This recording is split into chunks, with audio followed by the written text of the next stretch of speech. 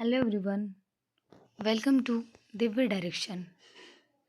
आज की वीडियो में हम बात करेंगे BEd third semester first paper code 110 के सेकेंड यूनिट की बात करेंगे।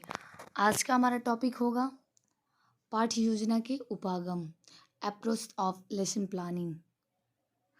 तो पाठ्य योजना के उपागम को समझने से पहले हम समझते हैं कि पाठ्य योजना क्या होता है।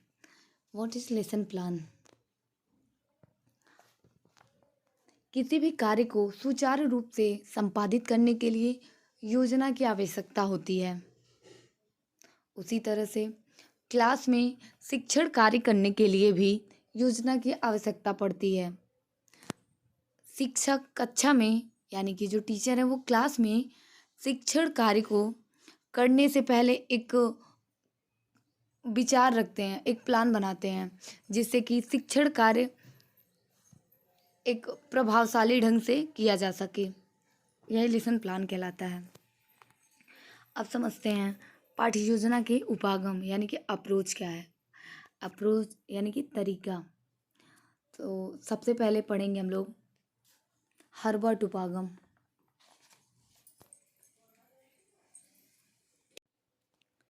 हर्बर्ट उपागम में इसमें क्या कहा गया है, जो छात्र होते हैं उनको सीखने के स्थान पर सिखाने पर ज़्यादा जोर दिया जाता है। नेक्स्ट पढ़ेंगे मॉरिशन उपागम। और ये जो है ये किस लिए है मॉरिशन उपागम? इसमें छात्रों की आवश्यकताओं को ज़्यादा महत्व दिया जाता है। फिर थर्ड नंबर जो पढ़ेंगे थर्ड अप्रोच डीवी एवं किलपैट्रिक का उपागम। इसमें छात्रों की स्वक्रिया पर बल दिया जाता है, मतलब खुद करके सीखें। उसका नेक्स्ट पढ़ेंगे मूल्यांकन उपागम, जो उद्देश्य केंद्रित होता है। तो चलिए सबसे पहले हम पढ़ते हैं हर्बर्ट उपागम। हर्बर्ट उपागम क्या है? इस उपागम को हर्बर्ट का पंचपदी प्रणाली भी कहा जाता है। हर्बर्ट उपागम को हर्बर्ट का पंचपदी प्रणाली भी कहा जाता है। कहीं कहीं हर्बर्ट लिखा रहता है, कहीं हर्बाट लिखा रहता है, नाम एक ही है। और ये जो हर्बर्ट उपागम है मनोविज्ञान के साहचर्य, रुचि तथा पूर्वानुवर्ती संचित सिद्धांत पर आधारित होता है। इस विधि के अनुसार सीखने की परिस्थितियों में इकाइयों को तार्किक क्रम में प्रस्तुत किया जाता है। जो सीखने का क्रम होता है एक सीक्वेंस वाइज होता है। इसमें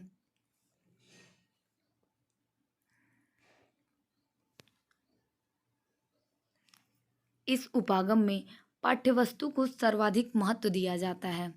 हर्बर्ट उपागम में पाठ्यवस्तु को ज़्यादा महत्व दिया जाता है और जो सीखने की इकाइयाँ होती हैं एक क्रम में होती हैं। इसमें सीखने के स्थान पर सिखाने पर ज़्यादा बल दिया जाता है। यह उपागम इस धारणा पर आधारित है कि समस्त ज्ञान बाहर से छात्रों को दिया जाता है और यह संचित होता है।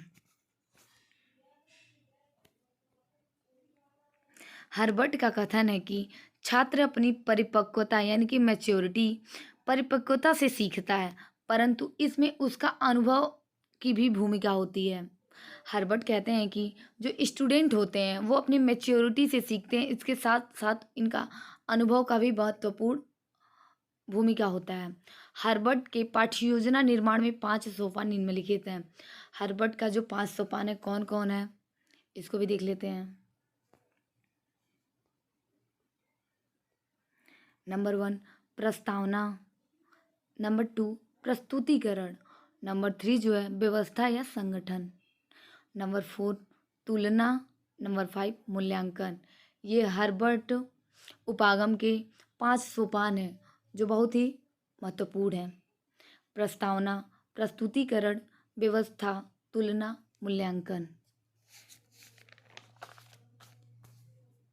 अब हम बात करते हैं मॉरिशन उपागम की। ये क्या होता है मॉरिशन उपागम? मॉरिशन का पूरा नाम था हेनरी सी मॉरिशन। इन्होंने 1926 में पाठ्य योजना के क्षेत्र में एक नवीन उपागम प्रस्तुत किया, एक नया अप्रोच लाया, जिसे मॉरिशन उपागम या इकाई प्रणाली भी कहते हैं। मॉरिशन उपागम को इकाई प्रणाली भी कहा जाता है। इन्होंने 1926 में एक अपना उपागम प्रस्तुत किया था मॉरिशन ने, जिसका नाम पड़ गया मॉरिशन उपागम। यह गेस्टाल्ट मनोविज्ञान का आधार लेकर आए। इस उपागम का मूल सिद्धांत यह है कि ज्ञान प्राप्त करने की प्रक्रिया में ज्ञान की एकता महत्वपूर्ण होती है, क्योंकि हमारा ध्यान पूर्ण की ओर शीघ्र आकर्षित होता है। उसके बाद उसके अंगों का विश्लेषण किया जाता है और छात्र केंद्रित उपागम है। यह जो है छात्र केंद्रित उपागम है। मॉरिशन उपागम जो है छात्र केंद्रित, मतलब इसमें छात्र ज़्यादा एक्टिव होते हैं, जहाँ छात्रों की आवश्यकता को प्रधानता दी जाती है, जिससे वे अपने उद्देश्यों को प्राप्त कर सकें। मॉरिसन के चक्रीय योजना के प्रारूप में 5 पद निम्नलिखित हैं। अभी हमने हर्बर्ट उपागम के 5 सोपान देखें: प्रस्तावना, प्रस्तुतिकरण, व्यवस्था, तुलना एवं मूल्यांकन। अब उसी तरह मॉरिसन के चक्रीय योजना के प्रारूप में 5 पद सम्मिलित हैं। उन 5 पदों को देखते हैं। पहला है योजना, दूसरा प्रस्तुतिकरण, तीसरा आत्मीकरण, चौथा व्यवस्था, पांचवा अभिव्यक्तिकरण यानी कि वर्णन। ये हो गया हमारा मॉरिशन उपागम। अब हम बात करते हैं डीवी एवं किलपैट्रिक उपागम।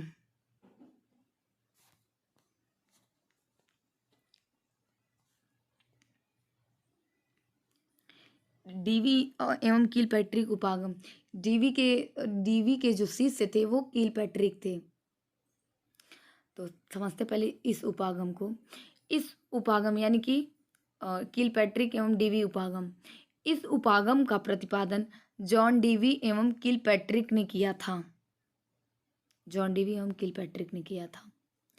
इस उपागम के अंतर्गत अनुभवों को अधिगम के आधार के रूप में महत्व दिया जाता है। जो डीवी एवं किलपैट्रिक उपागम था उसमें अनुभव के आधार पर अधिक महत्व दिया जाता था। इस उपागम में छात्र के स्वक्रिया यानी कि स्वयं करने की, छात्र की स्वक्रिया पर बल दिया जाता था और अधिकतम आधार योजना को माना जाता था। अधिगम का आधार योजना को माना जाता था। इस उपागम का उपयोग पूर्णतः संपादित इस उपागम का उपयोग पूर्णतः सामाजिक वातावरण में किया जाता था, जिससे छात्रों को उनके अंकों के आधार पर अधिगम हो, जिससे छात्र में सामाजिक क्षमता का विकास हो सके। जो डीवी और किलपैट्रिक का उपागम था यह छात्रों की स्वक्रिया पर अधिक बल देता था और अधिगम का आधार भी योजना को माना जाता था। नेक्स्ट पढ़ते हैं मूल्यांकन का उपागम, जो उद्देश्य केंद्रित होता है। देखते हैं इवैल्यूएशन अप्रोच। इस उपागम के प्रतिपादक बीएस ब्लूम थे। बीएस ब्लूम ने मूल्यांकन उपागम का प्रतिपादन किया। यह उपागम उद्देश्य केंद्रित था और यह शिक्षा को सउद्देश्य प्रक्रिया मानता था। इनके अनुसार शिक्षण के आयोजित सभी क्रियाएं उद्देश्य केंद्रित की जाती हैं, जहां परीक्षण शिक्षण पर आधारित होता है। मूल्यांकन उपागम में मूल्यांकन केवल छात्र की उपलब्धि का नहीं होता, यह अध्यापन में सुधार से भी संबंधित होता है।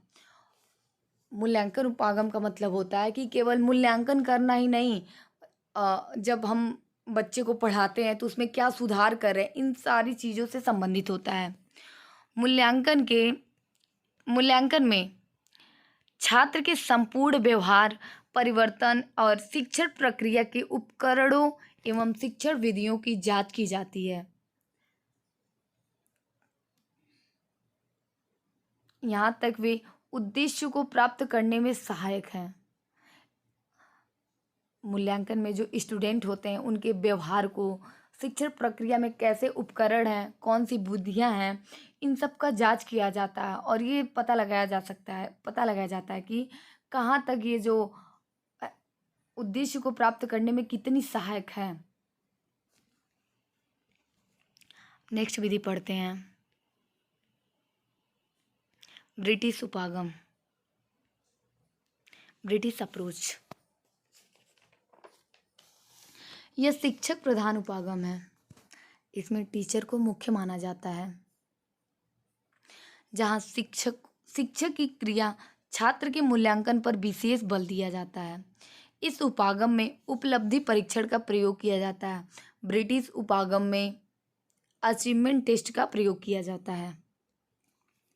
नेक्स्ट देखते हैं, अमेरिकन उपागम, अमेरिकन अप्रोच। अमेरिकन उपागम में छात्रों के अधिगम उद्देश्यों को प्राथमिकता देते हुए छात्रों के मनोविज्ञान के आधार पर शिक्षण विधियों का चयन किया जाता है। शिक्षक तथा छात्र की क्रियाएं व्यवस्थित की जाती हैं। अमेरिकन उपागम में स्टूडेंट एंड टीचर दोनों की क्रियाओं को व्यवस्थित किया जाता है, जिसके द्वारा छात्र उद्देश्य प्राप्त कर सके। यह उपागम छात्र केंद्रित माना जाता है। ब्रिटिश उपागम जो था शिक्षक प्रधान था, और अमेरिकन उपागम जो है स्टूडेंट मीन्स छात्र केंद्रित था। अब समझते हैं हमने पाठ्य योजना के अप्रोच को समझ लिया। अब पाठ्य योजना की आवश्यकता क्या थी, इसको समझ लेते हैं। नीड्स ऑफ लेसन प्लान, इसको समझते हैं। पहला, पाठ्य योजना से शिक्षण सुव्यवस्थित, सुनिश्चित तथा क्रमबद्ध एवं वैज्ञानिक हो जाते हैं। इसका मतलब है सुव्यवस्थित, मतलब पाठ्य योजना अगर हम पहले से बना लेते हैं तो क्लास में जाते हैं जब बच्चों को पढ़ाने के लिए, तो एक सीक्वेंस वाइज चलता है। हमारा टॉपिक जहाँ से शुरू होता है वहीं से एक क्रम से चलता है, और हमारा टॉपिक भी निश्चित हो जाता है कि हमें आज की क्लास में कितना टॉपिक कवर करना है। और ये सब जब हो जाता है तो ये एक वैज्ञानिक रूप ले लेता है। नेक्स्ट, पाठ्य योजना से शिक्षण के उद्देश्य में निश्चितता तथा लक्ष्य प्राप्ति होती है। जब हम पाठ्य योजना पहले से बना लेते हैं तो जब क्लास में पढ़ाने जाते हैं तो हमारा लक्ष्य निश्चित हो जाता है कि हमें यहाँ तक पहुँचना है, और हम उतनी टॉपिक को कवर कर लेते हैं। थर्ड पॉइंट, शिक्षण के समय पाठ्य योजना से शिक्षक के विस्मृति की संभावना कम हो जाती है। जब शिक्षक जब पढ़ाता है उस समय अगर लेसन प्लान बनाया रहता है तो अगर कोई टॉपिक पढ़ा रहा है तो उसमें किसी भी चीज़ को छूटने की आवश्यकता नहीं रह जाती है। उसमें वो पहले से ही सारी चीज़ों को इंक्लूड कर लेता है। जो जो चीज़ें इंपॉर्टेंट होती है बच्चों को पढ़ाना होता है, सारी चीज़ें रहती हैं, किसी भी चीज़ की भूलने की आशंका नहीं बनी रहती है। नंबर 4, पाठ्य योजना से शिक्षक को कक्षा शिक्षण में प्रयोग होने वाले साधनों एवं सहायक सामग्रियों में शिक्षण पूर्ण जानकारी। नेक्स्ट देखते हैं 5th नंबर,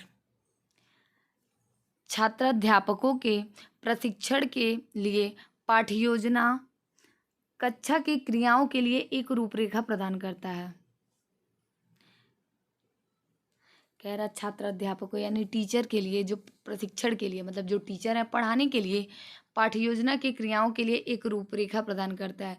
वो किस तरह पढ़ाएंगे, इस तरह का एक रूपरेखा बनाता है पाठ्य योजना। नंबर 6 है, पाठ्य योजना के द्वारा शिक्षण में अनावश्यक तथा अपर्याप्त ज्ञान का प्रतिपादन नहीं होता। जब टीचर एक लेसन प्लान बना करके बच्चों को पढ़ाने जाता है तो उसमें अनर्गल चीज़ें नहीं ऐड करता, बस जो बच्चे के लिए ज़रूरी है, जो ज्ञान उन्हीं को ऐड करके जाता है, तो वही चीज़ पढ़ाता है। तो इसमें कहा है अपर्याप्त ज्ञान का प्रतिपादन नहीं होता, मतलब जिस चीज़ की आवश्यकता नहीं हो या फिर जो अपर्याप्त हो, इन सारी चीज़ों को वो अपने लेसन प्लान में इंक्लूड ही नहीं करता है जब लेसन प्लान बनाता है। 7 नंबर, पाठ्य योजना द्वारा सभी शैक्षिक कार्यों एवं पदों का महत्व आदि का समय निर्धारित किया जाता है। जब टीचर लेसन प्लान बना करके ले जाते हैं तो उनका कितने टाइम के लिए उन्हें क्या काम करना है, क्या पढ़ाना है, इन सारी चीज़ों का समय पहले से ही निर्धारित होता है। अब लेसन प्लान के महत्व को समझते हैं।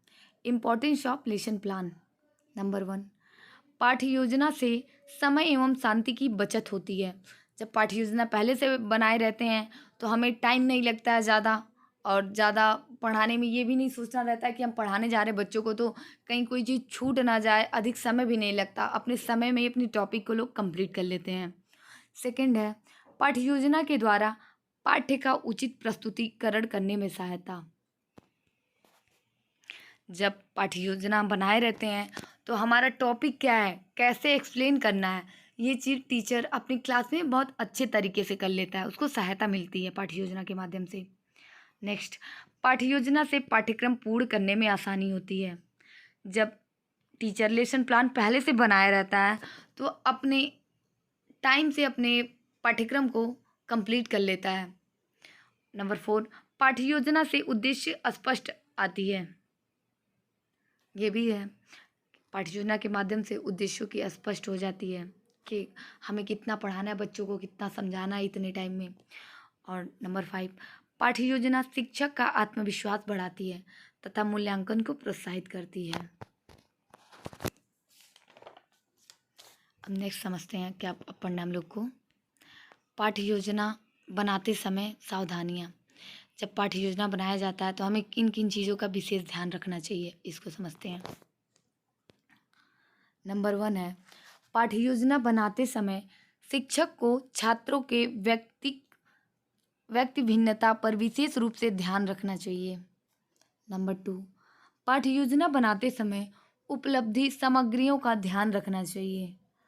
नंबर 3, पाठ्य योजना बनाते समय प्रत्येक भाग के लिए समय का निर्धारण किया जाना चाहिए। ऐसा ना हो कि हमें कोई चीज़ पढ़ानी है तो उसमें ज़्यादा टाइम दे दें, फिर अगली टॉपिक जो पढ़ानी हो उसके लिए मेरे पास टाइम ही ना बचे। इसलिए लेसन प्लान जब बनाते हैं तो उसमें टाइम का विशेष रूप से ध्यान दिया जाता है। नंबर 4, पाठ्य योजना के निर्माण के पूर्व, यानी कि जब पाठ्य योजना बनाते हैं उससे पहले ही छात्रों के पूर्व ज्ञान का पता लगा लेना चाहिए। स्टूडेंट का पता लगा लेना चाहिए कि उसको क्या आता क्या नहीं, हमें कहाँ से शुरू करना अपना। अगर पढ़ाने जा रहे हैं तो बच्चे को कहाँ से उसका लेवल क्या, इस तरह से अपना लेसन प्लान बनाना चाहिए। और नंबर 5 है, शिक्षक जिस पाठ्यवस्तु का छात्रों को बोध कराने वाला है उसके बारे में पूर्ण ज्ञान कर लेना चाहिए। लेसन प्लान बनाते समय टीचर को चाहिए कि जब लेसन प्लान बना रहा है बच्चों को जो चीज़ पढ़ाना है, बच्चों को पढ़ाने से पहले खुद ही उन सारे टॉपिक को क्लियर कर लेना चाहिए, अच्छे से आना चाहिए उनको, ताकि तभी जाकर के क्लास में अच्छे से वो एक्सप्लेन कर सकते हैं, बच्चा समझ सकता है। आप समझते हैं पाठ्य योजना की सीमाएं। Limitation of lesson plan. Number 1 है, पाठ्य योजना बनाने में अधिक समय लगता है। जब पाठ्य योजना को बनाते हैं तो टाइम ज़्यादा लगता है। और नंबर 2, पाठ्य योजना शिक्षक की स्वतंत्रता पर नकारात्मक प्रभाव डालती है। इसका मतलब है शिक्षक अपने अनुसार नहीं पढ़ा सकता, उसका पाठ्यक्रम निर्धारित होता है, उसको पाठ्यक्रम के अनुसार ही अपना लेसन प्लान बनाना होता है। और नंबर 3, पाठ्य योजना से कभी कभी सरल वस्तुएं जटिल बन जाती हैं। कभी कभी लेसन प्लान बनाए जाते हैं किसी किसी सब्जेक्ट के जो टफ हो जाते हैं, जो इजी तरीके से समझाया जा सकता है, लेकिन लेसन प्लान बना करके थोड़े टफ हो जाते हैं। आज का वीडियो समाप्त हुआ।